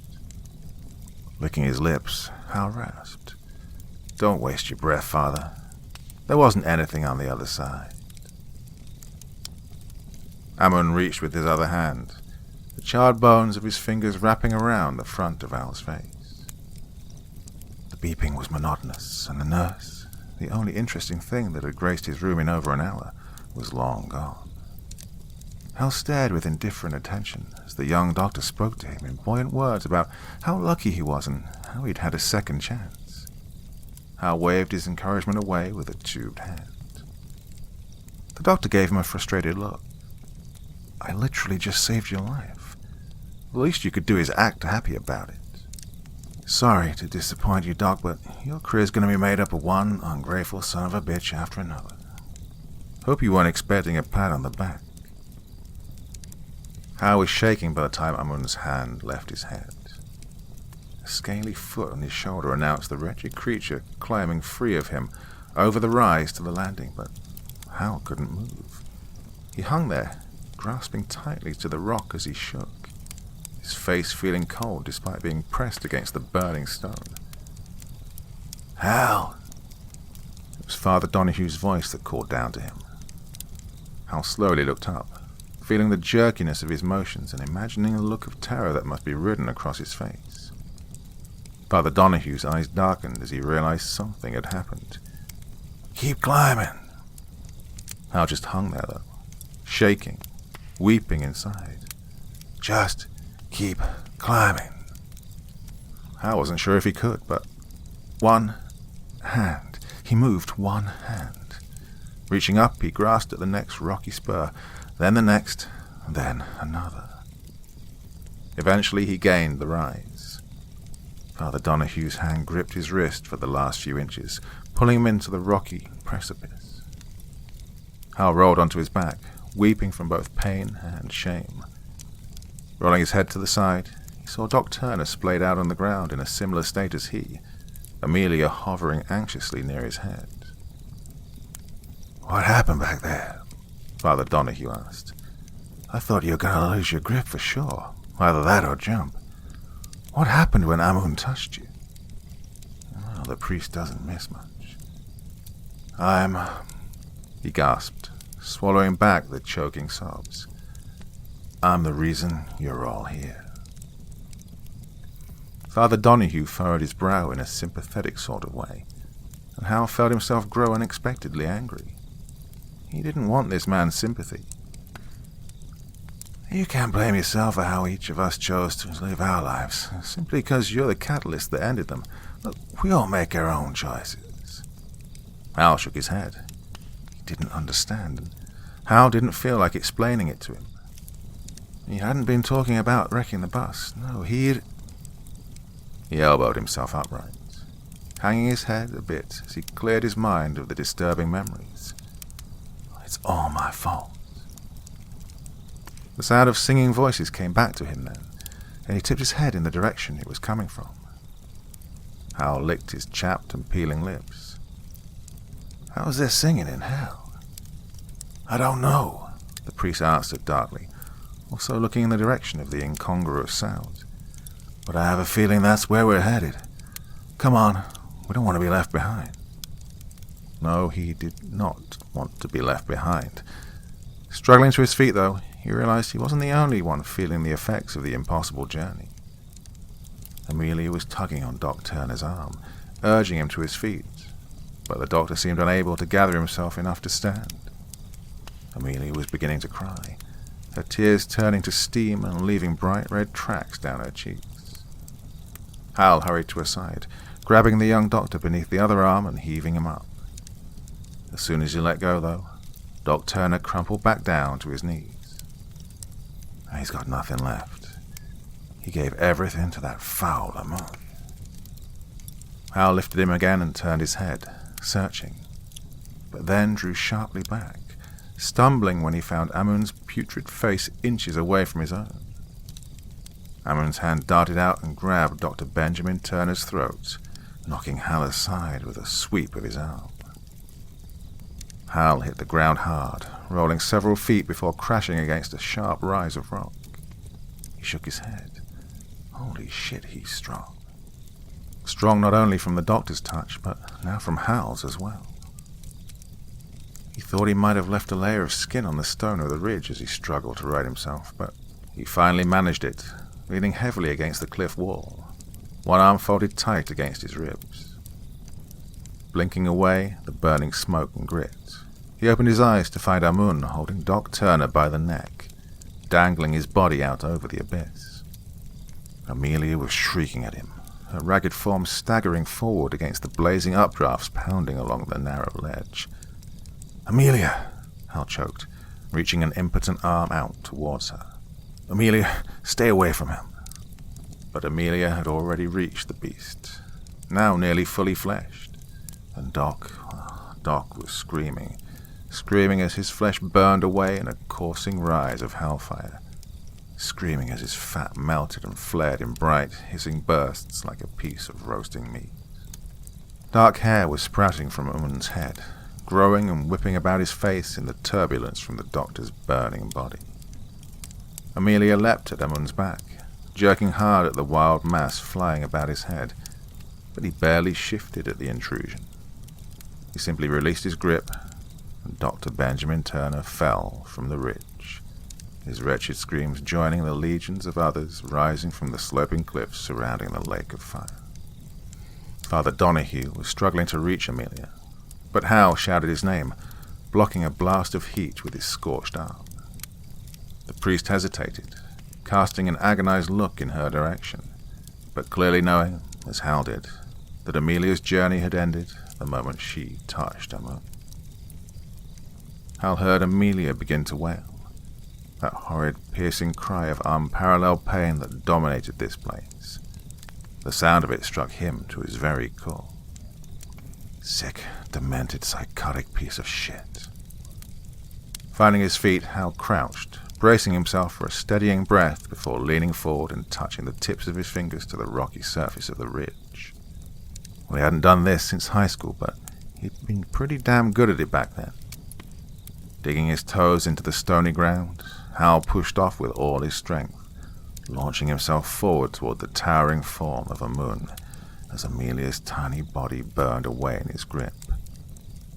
Gauging Amun's proximity to the ledge, Hal dropped his shoulder and careened into the twisted soul's back, shoving him forward with both palms as hard as he could. Is he close enough? Am I strong enough?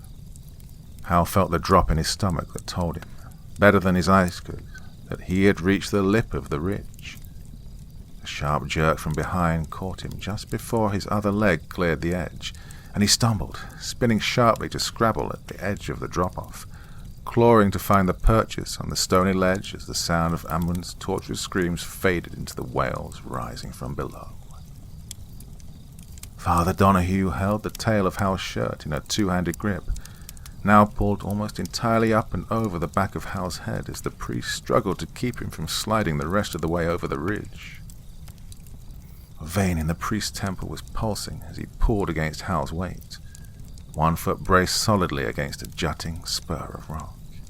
He heaved, and Hal lifted with him, dragging himself back up over the ledge until he lay panting on the ridge once more, Father Donahue on his back beside him. As soon as he could manage, Hal struggled upright, casting an unsteady glance over the edge of the cliff. There was no sign of Amun, nor of Amelia or the doctor. Do you think they went all the way to the bottom? Father Donahue lifted himself onto one elbow with a grimace. Oh, who knows? Benjamin and Amelia, likely so, but Amun, Amun has the full strength of 2 people in him now, and likely some of yours as well. It wouldn't surprise me if he managed to catch himself before falling too far. We should hurry. Hal looked over at him, brows drawn down. Hurry where? I just tackled our guide off the edge of a cliff. Father Donahue shook his head, though, cupping a meaningful hand to his ear.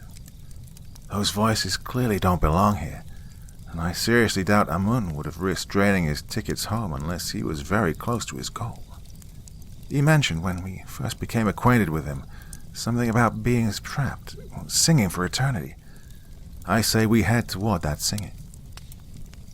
Without waiting for Hal to object, the priest stood, zeroed in on the sound of voices, and began walking through the swirls of heat and smoke. The sound of voices kept increasing in volume as they walked, hunched against the driving wind. They came to a narrow stretch, only about a foot of rocky lip edging a sheer cliff face, but it was clear that the haunting song was coming from right around this precipitous bend.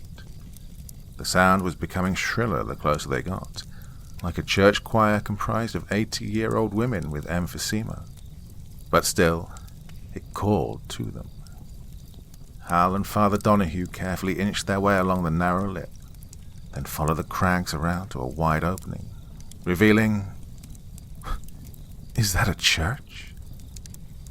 Father Donahue blinked as well, making a motion toward his nose, which suggested to Hal that the man was used to wearing glasses and felt a sudden need to adjust them.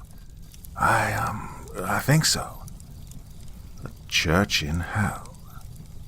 Hal shook his head at the irony of it, but clearly the rough structure, erected from fallen rock and carved stone, could only be a church, steeple and all. Father Donahue licked his cracked lips. Amun said this place came into existence during the harrowing of hell, and that hell cannot exist where Christ has set foot. It would stand to reason. Hal didn't really know how to reply as he studied the blatant incongruity before him. Was that a moat surrounding it? Hey, there's a bridge. We can cross over. The singing was nearly deafening by the time they reached the stone bridge, though why there was even a bridge in hell, Hal could only guess. It wasn't like water could last long amid this fire. But as Hal thought this, and then thought to look down into the swirling moat, he immediately backpedaled, taking several hasty steps away from the bridge. He stumbled backward, running into Father Donahue in his hurry to get away. He swallowed thickly, glancing back over his shoulder at the priest to find a questioning expression on his face. Clearly, he hadn't looked yet. Well, Hal rasped, clearing his throat before he continued. Now we know where the singing's coming from. The creases deepened between the priest's brows, and he inched forward, craning his neck to see over the lip of the moat, Hal close behind him. Below them, swirling in a river of murky shapes, was a flowing current of human bodies, mouths gaping, tongues flopping, jaws hanging so wide that... No. Hal looked closer. They had no jaws, just gaping throats and flailing tongues, all singing in discordant harmony an eternal hymn of adulation while their bodies eroded away from their endless, habitual yearning. "Oh, we can't stay here," Father Donahue called over the sounds of wailing praise. "We have to cross." Hal nodded, not being able to tear his eyes away from the horrific sight below him. A sharp tug at his shoulder brought his mind back, and he nodded, turning to cross the bridge. The fire ceased the moment they stepped foot on the other side. It was like a sudden deadening to his senses. Hal could still vaguely hear the whistling bluster swirling around the ridge, but it no longer touched them. He could still see the fiery bursts issuing from the surrounding cliffs, but his skin no longer burned, and the relief was ecstasy, a cessation of pain, a balm against the searing flame. Where the light of the kingdom exists, the fires of hell cannot. Hal felt the tears well and fall from his eyes like summer rain. He choked back a rising sob, motioning to the priest without looking over at him. "Come on, let's get out of this place." And as one, they stepped through the open stone doorway of the church. At first, Hal saw nothing as he passed the threshold, nothing but a vast empty room. Stone windows let in shafts of deep red light, and an altar stood in the shadows on a dais at the far end of the sanctuary. Oh, clearly it was, very much so. Hal felt his thoughts immediately turn to Amelia and Dr. Turner. They were supposed to be here, too. But then he paused, rethinking that. No, they weren't supposed to be here at all. If I hadn't poisoned their spirits, if I hadn't brought them down, right when they needed someone to lift them up, well, they'll never escape this place. He felt wretched, horrible, a squirming feeling of guilt in his gut unaffected by the peace of the structure around him. He glanced at Father Donahue as they moved further into the church. The priest seemed uneasy about something as well, brow drawn tight and jaw bunching with every step they took. Hal watched him cast a furtive glance behind them, and then understood. Amun. Who knew how far the twisted soul had fallen before he managed to catch himself, if at all? Yeah, we should be so lucky. Hal knew it was optimistic at best to simply assume Amun had tumbled all the way down and into the lake. And suddenly, he couldn't resist casting a nervous glance over his shoulder, too. Father Donahue's abrupt grip on his arm brought his attention back around in front of him. Hal followed his rigid gaze to the altar, now only a few paces away.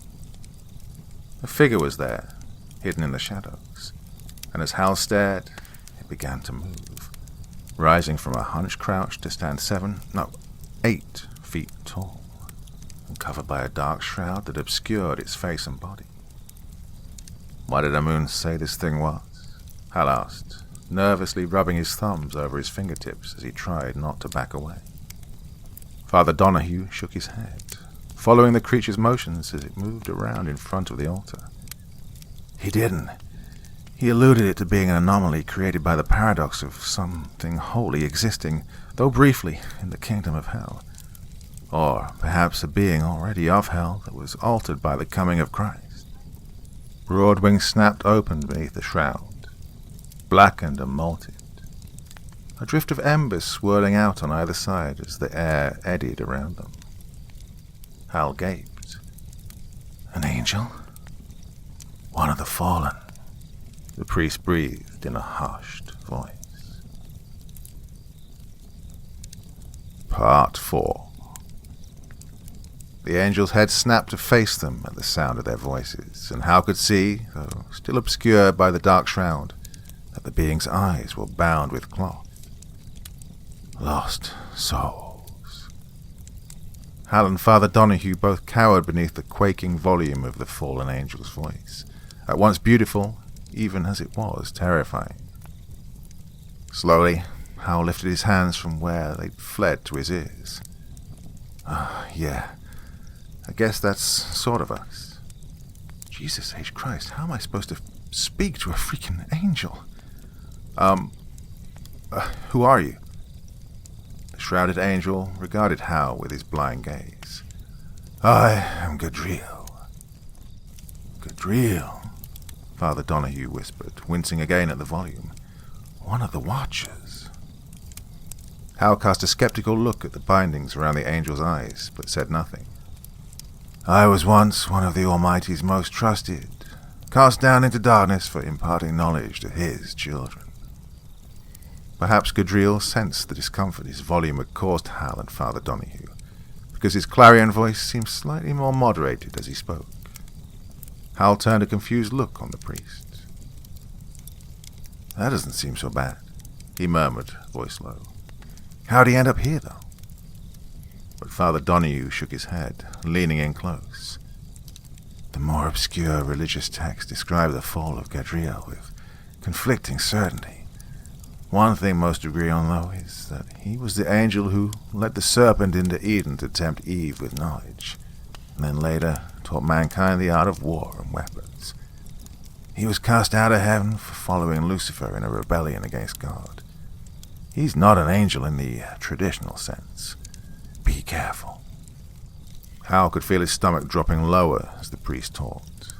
And though they'd been keeping their voices low, Gadriel's masked gaze on them was unfaltering. Damn it, why is he making me do all the talking? We were told you could get us out of here. His words sounded ridiculous, even to himself. That you could, grant us a wish. Yeah, 'cause that sounds any better. The dark, sinuous wings flexed beneath the shroud before folding slightly in on themselves. For the love I bear humanity, I will grant a gift to any whom find their way to my feet. Father Donahue stepped forward at last, a probing sound to his voice. Your gifts didn't end so well for humanity in the past, love notwithstanding. Gadriel surveyed him with sightless gaze, then turned his face unerringly to the nearest window, the red glow illuminating his shrouded face in a haunting silhouette. My gifts were meant to enlighten, to protect, to embolden, but such gifts, it seems, were not within the scope of man to cope with, and they turned that knowledge on each other. It was my bitterness, my hubris, that spurred my fall from grace. But it was here when I saw the perfection of the Son, the lengths to which the Almighty was willing to sacrifice, all to correct my mistakes. It was here I found glory again. I abide here now, hopeful of the day he might descend once again and lift me up like Abraham. Until that day, I will help his lost children as I can. Then, can you get us out of here? Out of hell, I mean, Hal asked in a rush. I can deliver one of you. Hal froze. He cast a worried look over at Father Donahue and then back at the shrouded angel. One. And then I must rest. My powers are not as they were on earth or in heaven. Once expended, I must rest the 7 cycles before I am capable once more. Hal stared up at Gadriel. Oh, that freaking ghoul. That's why Amun didn't want anyone following us from the fissures. He shook his head, grinding his teeth until his jaws hurt. Amun had never intended for any of them to see the inside of this place. They'd been his protection, his transportation. God, and I'd been his goddamn bus driver. Hal's mind was racing as he tried to focus on Gadriel's words. 7 cycles? Cycles of what? How long is a cycle? Father Donahue's face was scrunched, as if he were trying to remember something from a long time ago. He brought one hand up to pinch the bridge of his nose. It has something to do with, Sabbath years, cycles of Sabbath years. Each cycle is 7 years, I believe, so 7 cycles would mean 49 years, Hal breathed. Then he rounded on Gadriel. You want one of us to wait almost 50 years to get out of this place? Father Donahue pulled gently at Hal's arm, but he drew away, running a hand over the crisp remnants of hair covering his scalp. Oh, shit. He paced to the opposite window and back. Shit. He couldn't ask Father Donahue to stay here in hell when he was the reason the man was here to begin with. 50 years in hell. Hal, the priest called gently, but Hal kept pacing. Hal, I want you to go. Hal stopped his frantic march, running a weary hand over the burned, cracked skin on his face. I'll stay behind and watch for Amun. Hal gritted his teeth and spun to the man. No, I can't ask you to stay behind. Not here, not like this. You didn't. I told you. I'll stay and guard the way. He crossed to Hal and squeezed one of his shoulders. Ammon cannot be loosed upon the earth again. Not in an age that has weapons capable of destroying the entire world. I was never a good shepherd to my flock while I lived. I can protect them better from here. Then, releasing his grip, Father Donahue gave Hal a parting nod. I'll wait. And then he walked quickly to the back of the church and through the threshold. Hal wanted to scream. He wanted to shout and to tear his hair out in great chunks all over the sanctuary floor.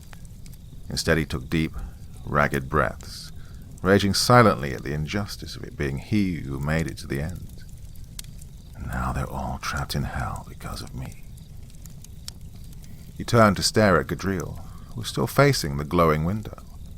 He seemed mournful somehow. Maybe it was the set of his shoulders, maybe the slight droop of his wings beneath the shroud. Then, unexpectedly, the angel spoke. I hear them always, crying out in agony, all trapped here in hell because of me. Hal's eyes widened at the angel's words, and he blinked hard for a moment. One man's mistakes, one angel's. He shook his head. God, this world is twisted. But as he thought about the strange, unexpected similarity between himself and the fallen angel, he had a sudden thought. His head snapped up. Maybe there was still a way to fix this. So, you just send me back to Earth, or what? I mean, how does this work? Gadriel turned to face him.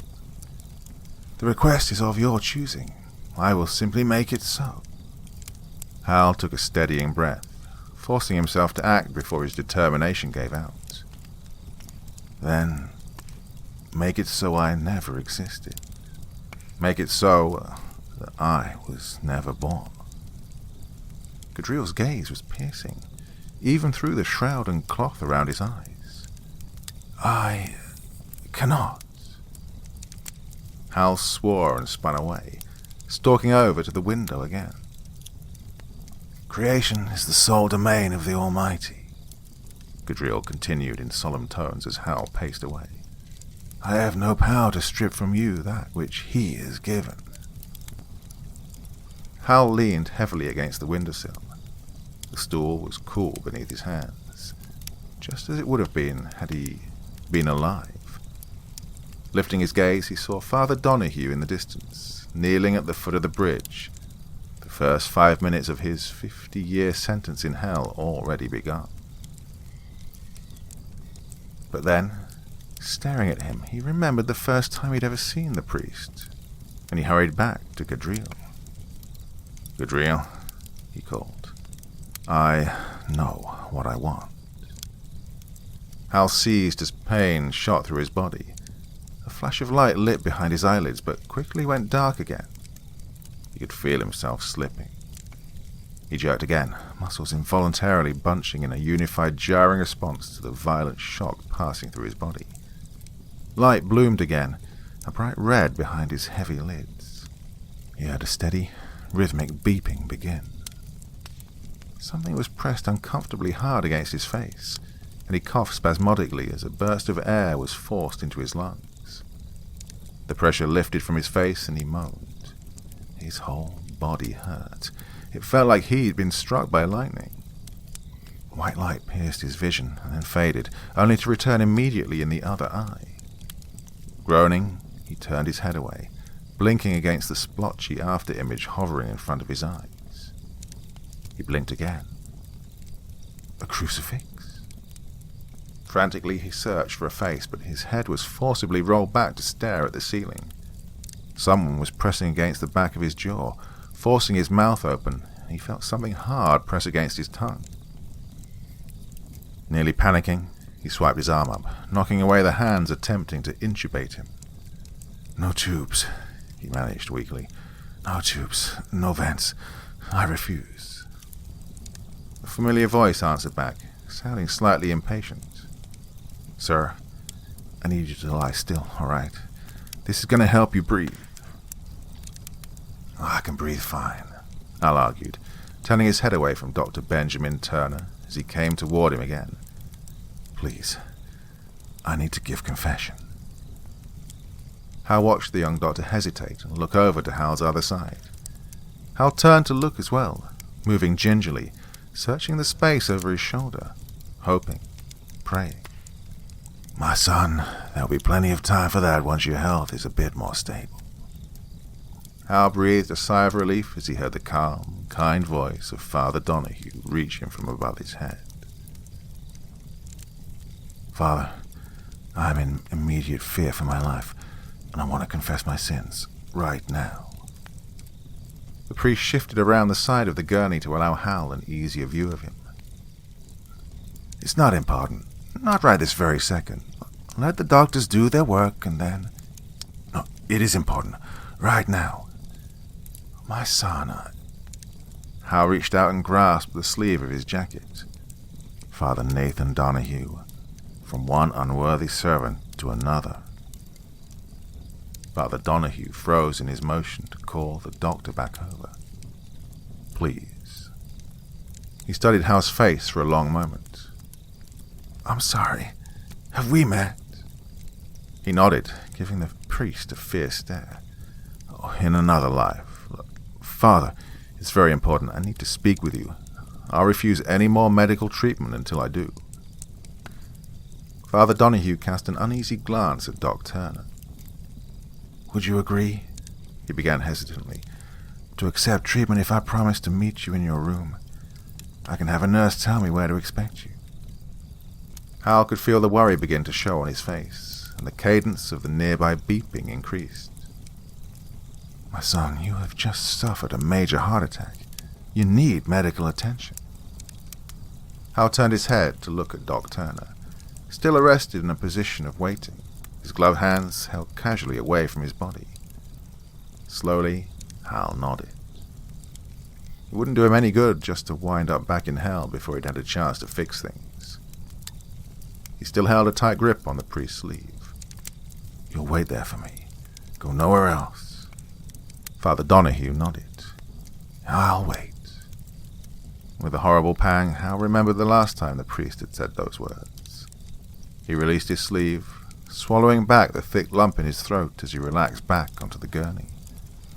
All right, Doc, I'm all yours. No tubes, though. Bless me, Father, for I have sinned. Hal hesitated, feeling suddenly uncomfortable. That's what I'm supposed to say, right? I've never done this before. Father Donahue lifted an eyebrow at him in a speculative manner. Hal had adamantly refused the blue curtain beside his bed when the priest attempted to screen himself from view, requesting instead that he sit facing him. He needed the reassurance of being able to see Father Donahue's face for this. Haven't you ever gone to confession before? Hal grunted a laugh, wincing at the lingering pain in his muscles. Father, I'm not even a Catholic. I didn't believe in any of this stuff until... But he cut off his words, turning his head away and clenching his jaw. I'm right about this, though. Whatever I tell you during confession, you have to believe, or something like that. I think I heard that in a movie once. Well, something. He was babbling, and he knew it, but he couldn't seem to help himself. Father Donahue eyed him for a long moment, assessing him. Why don't you tell me what's on your mind? Start at the beginning. The beginning. So, Hal took a deep breath and told him. He told him about the bus, and Doc Turner and Amelia. He told him about Amun and things he'd said, what he'd done to the others.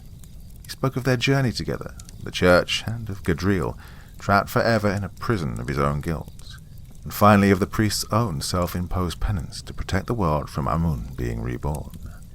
He told him everything. And then he cried. 3 days later, Father Donahue wheeled Hal to the small covered bus stop by County General's main entrance. Grunting a bit, he hefted himself out of the oversized hospital wheelchair and sat heavily on the long bench, not even minding the slightly sticky feel of the dirty metal.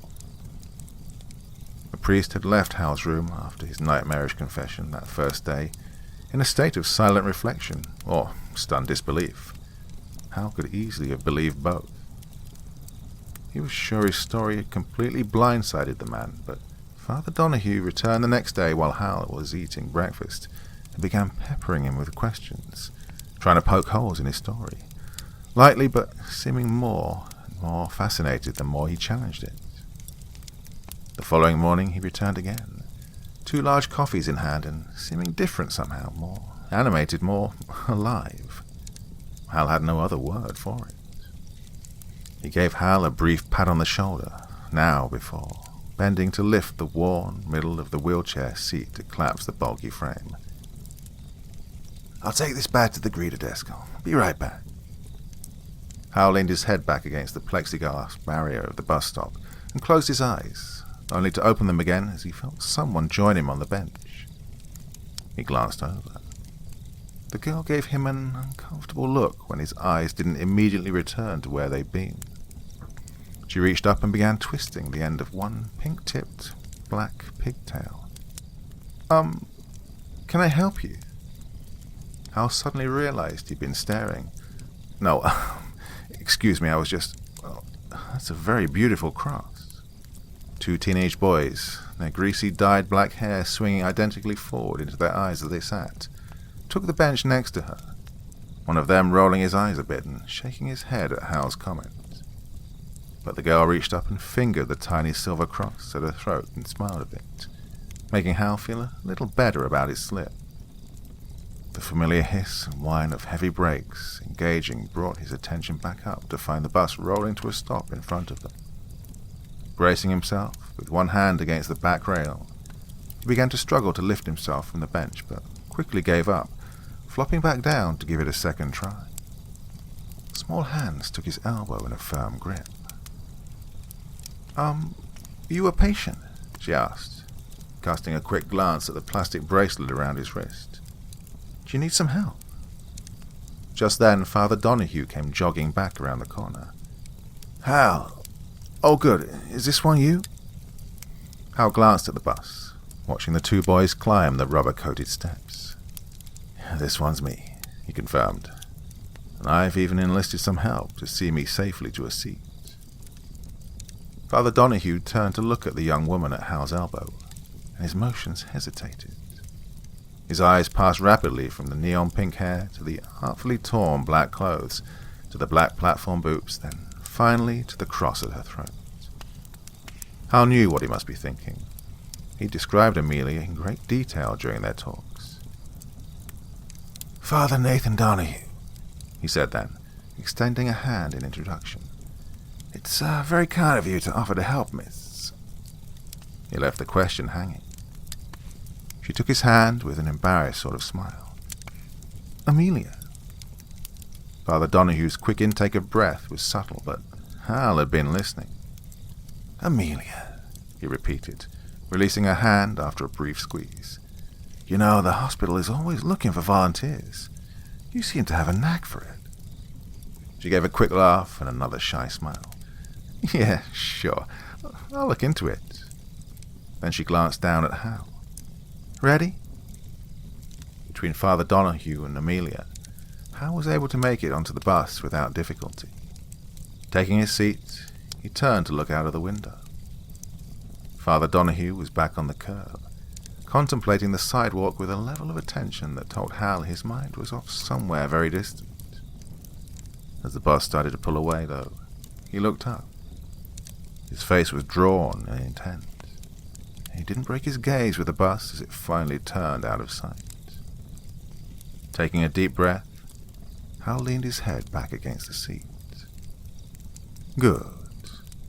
This was good.